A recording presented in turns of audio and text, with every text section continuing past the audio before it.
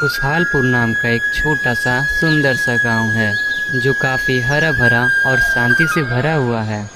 यहाँ के लोग बहुत ही मेहनती और मिलनसार हैं। तो चलिए आज हम आपको खुशहालपुर के एक किसान की कहानी सुनाते हैं जो काफ़ी मेहनती है। वह किसान का नाम रामू था। रामू अपनी बूढ़ी माँ और अपनी बेटी के साथ खुशी खुशी रहता था। जैसे ही सुबह होती थी रामू अपने काम के लिए निकल जाया करता था।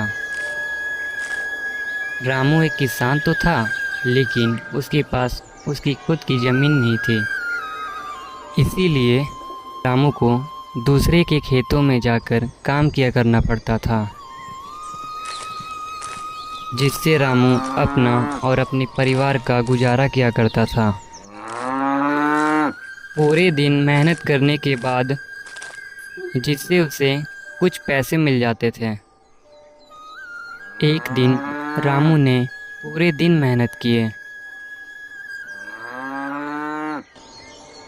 लेकिन उसे मजदूरी में सिर्फ 2 रोटियां ही मिली। रामू मजदूरी में रोटी को पाकर थोड़ा निराश हो जाता है। फिर रामू उन रोटियों को लेकर अपने घर की ओर चला जाता है। रामू का मन थोड़ा उदास हो गया था। इधर रामू की बेटी रामू का घर आने का इंतज़ार कर रही थी। रामू की बेटी बोलती है, इतनी देर हो गई, पापा अभी तक घर क्यों नहीं आए? दादी भी भूखी है और मैं भी।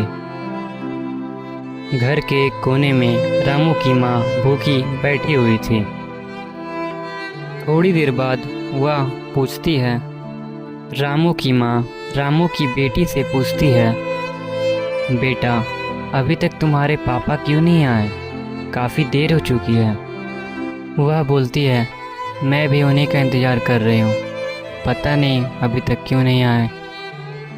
तभी थोड़ी देर बाद रामू थका हारा घर आता है। रामू देखता है कि घर में उसकी बेटी और उसकी माँ दोनों ही उसका इंतज़ार कर रही थी, लेकिन वह थोड़ा उदास हो जाता है क्योंकि रामू के पास सिर्फ 2 ही रोटियां थी। रामू अपने मन में ही सोचता है कि मेरे पास तो सिर्फ 2 ही रोटियां हैं और खाने वाले आदमी 3 हैं।